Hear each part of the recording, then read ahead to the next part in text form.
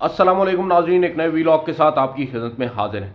नाजरीन, आज की इस वीडियो में आपको बताएंगे कि जस्टिस काजी फायज ईसा ने बतौर चीफ जस्टिस कल दोपहर 3 बजे एक अहम इजलास बुलाया है और उस इजलास में ये मालूम होगा कि अब आइंदा आने वाला 1 साल सुप्रीम कोर्ट ऑफ पाकिस्तान में जो मामलात हैं वो किस तरह चलेंगे।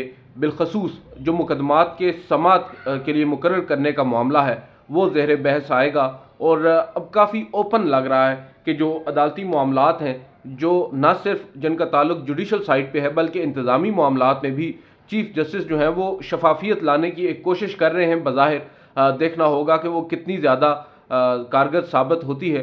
कल जो मीटिंग बुलाई है जस्टिस काजी फायज ईसा ने दोपहर 3 बजे, उस मीटिंग के अंदर बताया यही जा रहा है कि जो पाकिस्तान बार कौंसिल है, पाकिस्तान बार कौंसिल के वाइस चेयरमैन और जो तमाम ओहदेदार हैं जो इलेक्टेड हैं उनको बुलाया गया है और उसके साथ साथ जो सुप्रीम कोर्ट बार एसोसिएशन है उनके भी तमाम लोगों को बुलाया गया है। इलेक्टेड जितने भी मेंबरान हैं 11-12 जो लोग हैं वो भी आएंगे और कमेटी रूम के अंदर कल जस्टिस काजी फायज ईसा होंगे और उनके सामने कुछ तजावीज़ बज़ाहिर बताया यही जा रहा है कि रखी जाएंगी। और जो बुनियादी वहाँ पर बात है वो यही है कि जो फरहमी इंसाफ है उसको बेहतर करने के मामले पर वकलात तंजीमों से कल तजावीज़ ले रहे हैं चीफ जस्टिस। और जो वकलात तंजीमें हैं वो बेंचेस की तश्कील और मुकदमात की समाअत करने का जो तरीक़ाकार है, समाअत के लिए मुकर्रर का जो तरीक़ाकार है उसके मामले पर बताएंगे। और साथ साथ जो जल्द समाअत के लिए मुकर्रर करने का एक तरीक़ाकार है, मुख्तलिफ़ दरख्वास्तों को, मुख्तलिफ़ केसेस को, उसका भी तरीक़ाकार जो होगा उसके हवाले से वो तजावीज़ सामने रखेंगे। ये जो डेवलपमेंट हुई है ये बेसिकली इसका इशारा कल भी जस्टिस काजी फायज ईसा ने दौरान समाअत दिया था जब फुल कोर्ट समाअत कर रहा था, और उस दौरान भी उन्होंने कहा और जस्टिस मंसूर अली शाह ने भी इसी नौइयत के कुछ ऑब्जर्वेशंस दी थी। अब इसी ज़मन में नज़र यही आ रहा है कि जस्टिस काजी फायज ईसा कुछ अमली तौर पर करने जा रहे हैं, मगर देखना होगा कि वो किस हद तक कामयाब होंगे। इसके अलावा एक व्हाट्सएप ग्रुप भी जस्टिस काजी फायज ईसा साहब ने कायम किया है, तश्कील दिया है, बनाया है। और वो जो व्हाट्सएप ग्रुप है उसमें जो इंतज़ामी अहदेदारान हैं, जो इंतज़ामी साइड है सुप्रीम कोर्ट की, जिसमें रजिस्ट्रार होते हैं, एडिशनल रजिस्ट्रार होते हैं और डिप्टी रजिस्ट्रार, उनको शामिल किया गया है। और इसको उनको शामिल करने का बुनियादी मकसद यही है कि जो इंतज़ामी मामलात हैं उनको ज़रा स्विफ्टली आगे लेकर जाया जा सके।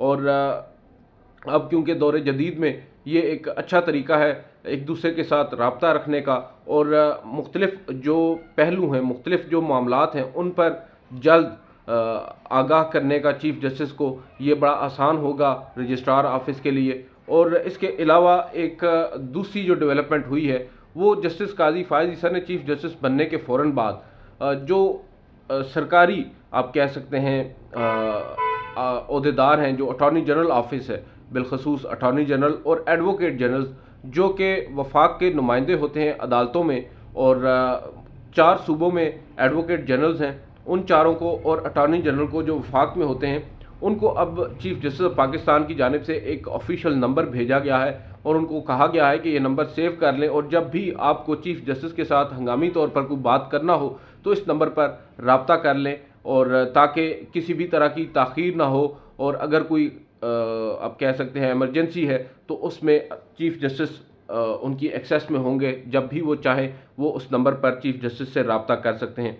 इसके अलावा इस वीडियो में आपको बताएंगे एक फ़ैसला सामने आया है, मगर उस फैसले से पहले आपको ये बताएंगे कि जस्टिस काजी फायज ईसा जो कि दावे तो उन्होंने माजी में बहुत किए हैं और तमाम जो चीफ जस्टिस साहिबान हैं उन पर तनकीद भी करते आए हैं मुकदमात की समाअत के हवाले से और अपनी मर्ज़ी के बेंचेस तश्कील देने के हवाले से।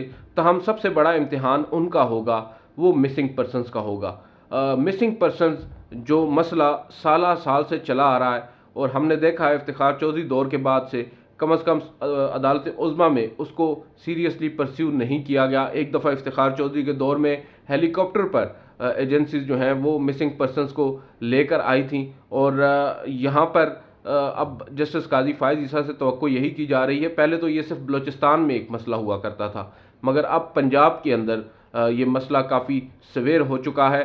सहाफ़ी जो है उनको अगवा किया जा रहा है, उनको उठाया जा रहा है, गायब किया जा रहा है, लापता किया जा रहा है। इमरान रियाज खान आपके सामने एक जीती जागती मिसाल है। इसके अलावा भी कई सहाफ़ियों को इस आप कह सकते हैं दौरानिए में गुज़िश्ता 2 से 4 माह के दौरान 9 मई के बाद कम से कम बहुत से लोगों को हिरासा किया गया, उनको लापता किया गया। और आज भी बदकिस्मती के साथ कई ऐसे लोग हैं जो लापता हैं। और उसके अलावा सियासी कारकुनान वो बड़ी तादाद में लापता हैं, उनके ऊपर जो है कोई अदालत भी समाअत नहीं कर रही, कोई ऑर्डर्स नहीं आ रहे। कई पाकिस्तान तहरीक इंसाफ से वाबस्ता ख़वातीन, उनकी ज़मानतें नहीं हो रही।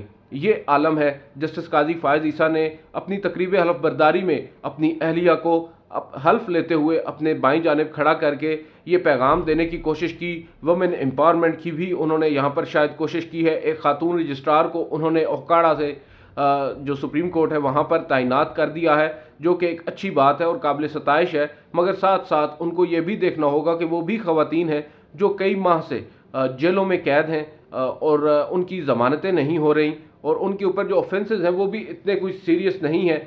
और साफ मालूम है, सबको मालूम है कि सियासी नोयत के केसेस हैं उनमें गिरफ़्तार किया जा रहा है। अब जस्टिस काजी फ़ायज़ ईसा का मेरी अंडरस्टैंडिंग में, जो कि काफ़ी नाक़िस भी हो सकती है, कि जस्टिस काजी फ़ायज़ ईसा जो है मिसिंग पर्सनस का जो मामला है उसको टेक अप करें। इंतखाबात का मामला नो डाउट बहुत ज़्यादा इम्पॉर्टेंट है, अहमियत का हामिल है, एक आइनी मसला है। और उसके साथ साथ मिलिट्री कोर्ट्स में जो सिविलियंस का ट्रायल है वो भी बड़ा आइनी मामला है। और दो जो बिल्स, जो कानून बनाए गए हैं, जो ऑफिशियल सीक्रेट्स तरमीमी एक्ट और पाकिस्तान आर्मी तरमीमी एक्ट, उनके ख़िलाफ़ भी दरख्वास्तें पेंडिंग हैं। ये तमाम नो डाउट बहुत ज़्यादा इंपॉर्टेंट इश्यूज़ हैं। मगर मेरी नज़र में इस वक्त जो सबसे अहम इशू, जिसको सिर्फ सुप्रीम कोर्ट के चीफ जस्टिस और वो भी जस्टिस काजी फ़ायज़ ईसा ही एड्रेस कर सकते हैं, वो मिसिंग पर्सनस का मामला है। जस्टिस अतर मिनल्ला उनके साथ, और उनके हम ख्याल जज भी समझे जाते हैं। उन काफ़ी मामलात में हमने उनको देखा है कि वो हम ख्याल भी हैं। जस्टिस अतर मिनल्ला ने माजी करीब में जस्टिस उमर अता बंदयाल साहब को एक ख़त भी लिखा था मिसिंग पर्सनस के मुकदमात को समाअत के लिए मुकर्रर करने के हवाले से। तो बज़ाहिर उनको सपोर्ट भी होगी चीफ जस्टिस काजी फ़ायज़ ईसा साहब को अपनी ही अदालत में। और अगर वो इस मामले को टेकअप करते हैं तो इवेंचुअली कम अज़ कम जो इंसाफ फरहमी जिसके हवाले से कल इजलास बुलाया जा रहा है उसका हक़ तो तभी अदा होगा। अदरवाइज़ केसेस तो बड़े जेन्युइन होते हैं, सिविल के मुकदमात हों, फौजदारी के मुकदमात हों, टैक्स के मैटर्स हों, तमाम केसेस जेन्युइन होते हैं, तमाम लोगों के ग्रीवेंसेस भी होते हैं। मगर वो लोग जिनकी कोई सुनवाई नहीं हो रही, मेरी नज़र में सबसे पहले तरजीह चीफ जस्टिस काजी फ़ायज़ ईसा साहब की वही होनी चाहिए। और अरशद शरीफ साहब को कत्ल कर दिया गया, शहीद कर दिया गया बैरून मुल्क में, उस केस को भी ऑब्वियसली सुप्रीम कोर्ट पाकिस्तान में बैठकर कीनिया में तो कुछ नहीं कर सकती, मगर पाकिस्तान के अंदर भी बहुत कुछ हो सकता है। और जो कुछ जस्टिस उमर अता बंदयाल नहीं कर सके, कोशिश करनी चाहिए जस्टिस काजी फ़ायज़ ईसा को। उनसे तवक्कुआत भी काफ़ी हैं कि वो इस मामले को आगे लेकर चले। कम अज़ कम निशानदेही तो हो कि असल ज़िम्मेदार कौन है।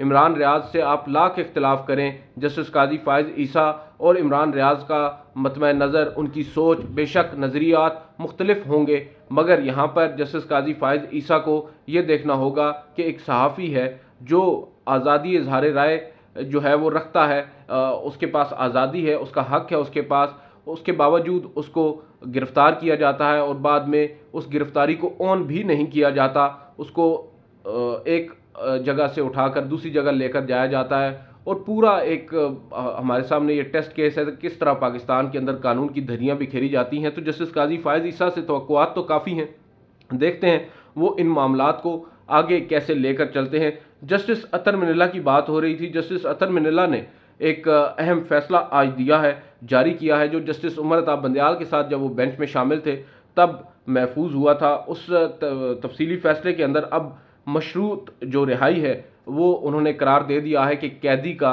हक़ है। अब बुनियादी तौर पर जेलों में कैदियों की हालत ज़ार और मशरूत रिहाई से मुताल्लिक़ ये एक मुकदमा था जिसमें उन्होंने एक फ़ैसला जारी किया है 5 सफ़ात पर मुश्तमिल। और इसमें अब वो ये कह रहे हैं कि कैदियों को मशरूत रिहाई कानूनी तकाज़े पूरे करके ही दी जा सकती है। कैदियों की मशरूत रिहाई से मुताल्लिक़ कवानीन पर अमल दरामद ना होना बुनियादी इंसानी हकूक़ की खिलाफ वर्जी है। अदालत का वफाकी और सूबाई हुकूमतों को कैदियों की मशरूत रिहाई के कवानीन पर फौरी अमल दरामद करने का हुक्म दिया है और वफाकी और सूबाई हुकूमतें कैदियों की मशरूत रिहाई की कवानीन को फौरी तौर पर फॉल बनाएं, फॉल करें और जो मशरूत रिहाई के अहल कैदी हैं उनको फौरी तौर पर रिहा करने के हवाले से भी इक़दाम उठाने का कहा गया है। जो रिपोर्ट 2015 के सुप्रीम कोर्ट के हुक्म पर लॉ एंड जस्टिस कमीशन ने वफाकी और सूबाई हुकूमतों की जानिब से जो जमा करवाई गई थी उसको अब जो सुप्रीम कोर्ट है उसने तशवीशनाक करार दिया है और मुल्क भर में जो जेलों की हालत ज़ार है उसको भी उन्होंने तशवीशनाक करार दिया है। जो ये बताया गया है फैसले में कि गुंजाइश से ज़्यादा कैदियों की वजह से जेलों में बुनियादी इंसानी हकूक़ मुतासर हो रहे हैं। मौजूदा निज़ाम इंसाफ अशराफिया तक महदूद है और पसमानदा अवाम पिस रहे हैं। जेलें कैदियों की बहाली और सुधार का मरकज़ होती हैं। रियासत की आइनी ज़िम्मेदारी है कि वो यकीनी बनाए कि किसी कैदी के बुनियादी इंसानी हकूक़ मुतासर ना हो। आपको याद होगा चंद रोज़ कबल ही चीफ जस्टिस उमर अताब बंदयाल ने इमरान खान साबिक वज़ीर आज़म पाकिस्तान के साथ जो अटक जेल में गैर इंसानी सलूक की खबरें आ रही थी उस पर एक मामला उन्होंने नोटिस लिया और रिपोर्ट एक तलब की, जो कि उससे कबल एक रिपोर्ट आई थी चीफ जस्टिस के नोटिस लेने से पहले। उसके बरक्स जो अटॉर्नी जनरल ने रिपोर्ट पेश की उसमें सब अच्छा कर दिया गया, सब तब्दीलियां कर दी गई और कम अज़ कम रिपोर्ट की हद तक तो तब्दीलियां कर दी गई। जब इमरान खान साहब से पूछा गया तो उन्होंने कहा कि कुछ भी नहीं है, मगर मुझे फ़र्क भी नहीं पड़ता, मैं एडजस्ट कर गया हूँ। बहरहाल अदालतों की जानिब से इस तरह के जो अदालती फ़ैसले हैं वो हमें उनकी तारीफ़ भी करनी चाहिए और ऐसे ही फ़ैसले आने भी चाहिए जिससे आम शहरियों को कुछ रिलीफ मिले। अब आते हैं एक और बड़ी तो नहीं खैर डेवलपमेंट है। जस्टिस काजी फ़ायज़ ईसा ने चीफ जस्टिस बनने से पहले एक अपॉइंटमेंट की है। 21वें ग्रेड में बताया जा रहा है उन्होंने अपने जो पर्सनल सेक्रेटरी हैं मुश्ताक साहब उनको अपॉइंट किया है। डॉक्टर मोहम्मद मुश्ताक PhD हैं क्रिमिनल लॉ में और काफ़ी काबिल हैं जहाँ तक मेरी इतलात है। कुछ दोस्तों के वो हमारे कुछ म्यूचुअल फ्रेंड्स हैं वो बताते हैं कि काफ़ी काबिल हैं, लायक हैं। मगर एक यहाँ पर इस स्टोरी में झोल नज़र आता है कि ये कोई सरकारी मुलाजिम नहीं थे, ना तो ये जुडिशल अफसर थे, ना ये सरकारी मुलाजम थे, यानी कोई ब्यूरोक्रेटिक उसमें भी ये सीन में नहीं थे और ये प्राइवेट एक यूनिवर्सिटी के मुलाजिम थे। वहाँ पर गालिबन 17वें ग्रेड में इस्लामिक यूनिवर्सिटी में थे और वहाँ से कुछ इनके मामलात बिगड़े और इनको गालिबन मुअत्तल किया गया या इन्होंने ख़ुद छोड़ा। कुछ कानून साजी भी, कुछ आप कह सकते हैं कि अदालती मामलात भी इनके चल रहे हैं, केसेस चल रहे हैं अदालतों के अंदर। और फिर अभी ये शिफा की एक यूनिवर्सिटी है तालीम मिलत या कौन सी, वहाँ पर गालिबन अभी ये जॉब कर रहे थे और वहीं से जस्टिस काजी फ़ायज़ ईसा ने इनको डायरेक्ट अब 21वें ग्रेड में अपॉइंट किया है। तो उसके ऊपर काफ़ी ज़्यादा सवालात उठ रहे हैं क्योंकि जस्टिस काजी फ़ायज़ ईसा जो हैं वो माजी में ख़ुद कह चुके हैं कि जो अपॉइंटमेंट्स हैं वो मेरिट पर होनी चाहिए। तो यहाँ पर तो मेरिट हमें नज़र नहीं आ रहा। अपेरेंटली हो सकता है कुछ चीज़ें अभी हमारी नज़रों से ओझल हों, मगर बज़ाहिर तो ऐसा ही लग रहा है। और एक शख्स जिसके ऊपर अभी केसेस चल रहे हैं उस शख्स को एक मशकूक आप कह सकते हैं कि शख्स को जिसके ऊपर केसेस चल रहे हैं उसको इतनी बड़ी अहम जिम्मेदारी सौंप देना, नेपोटिज़म भी कुछ लोग कह रहे हैं, फेवरेटिज़म कह रहे हैं और इसके ऊपर काफ़ी ज़्यादा तनकीद हो रही है। जस्टिस काजी फ़ायज़ ईसा ने मोस्ट प्रॉबली पूरे मामलात जो हैं पूरी चीज़ों का जायज़ा तो लिया ही होगा उनको अपॉइंट करने से पहले, और अगर उन्होंने नहीं किया तो कम से कम उनको देखना होगा कि ये अपॉइंटमेंट ठीक हुई है या गलत हुई है। और इसके अलावा ये यहाँ पर वाज़ेह कर दें कि जो हमारे जानने वाले हैं वो यही बताते हैं कि उनकी काबिलियत पर तो किसी को कोई शक नहीं है कि वो लायक आदमी है, मगर जिस प्रोसीजर से वो यहाँ पर आए हैं वो दुरुस्त मालूम नहीं होता, ना वो ब्यूरोक्रेसी से आए हैं। ब्यूरोक्रेसी पर तो जस्टिस काजी फ़ायज़ ईसा भी मोतरज़ रहे हैं माजी में, लेकिन वो जुडिशल साइड से भी नहीं आए। सुप्रीम कोर्ट के जो जस्टिस काजी फ़ायज़ ईसा जब चीफ जस्टिस नहीं थे उस वक्त भी उनके पास एक पर्सनल सेक्रेटरी होते हैं, वो ऊपर उन्होंने कंटिन्यू क्यों नहीं किया। इसके अलावा भी कई जो सुप्रीम कोर्ट के अपने ऐसे अफसरान मौजूद हैं जिनको वो अपॉइंट कर सकते थे, मगर इन्हीं को क्यों बाहर से लाकर एक प्राइवेट जॉब करने वाले शख्स को डायरेक्ट अपॉइंट किया गया है, और वो भी सिर्फ इसी मुद्दत के लिए जब जस्टिस काजी फ़ायज़ ईसा चीफ जस्टिस हैं, जो कि सिर्फ 1 साल और 1 माह का टेन्योर है। बज़ाहिर तो बहुत सारी चीज़ें हैं, मगर कुछ अरसे के बाद शायद चीज़ें सामने आ जाएँ ये आज की डेवलपमेंट्स थी, सोचा आपके साथ शेयर कर दें। आज की इस वीडियो से इतना ही, इजाज़त दीजिए, अल्लाह हाफ़िज़।